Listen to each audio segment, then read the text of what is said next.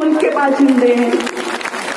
جس طرح ابو ذر غفاری نے کہا تھا، آپ کو یاد ہوگا کہ انہوں نے قریش کے مجمع میں جا کر اعلان کیا تھا کہ میں ایمان لا چکا ہوں. انہیں پیٹا جاتا تھا، زخمی کیا جاتا تھا، وہ بے ہوش ہو جاتے تھے، لیکن دوبارہ جاتے تھے اور اعلان کرتے تھے کہ میں نے اسلام قبول کر لیا. اور ہر حال میں ہم کلمہ حق بلند کرتے رہیں گے.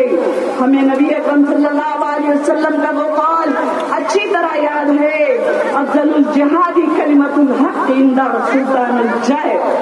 بہترین جہاد ظالم حکمراں کے سامنے حق بات کہنا ہے. اور میری عزیز بہنوں، آپ آج اس عظیم جہاد کے لیے یہاں جمع ہوں. ان ظالم حکمرانوں کے سامنے ہمیں حق بات کہنا ہے، اتنے زور سے، اتنی بلند آواز سے، اتنی قوت سے، اتنی جرأت سے، اتنے حوصلے سے کہ ان کے تخت و تاج الٹ کر رہ جائیں.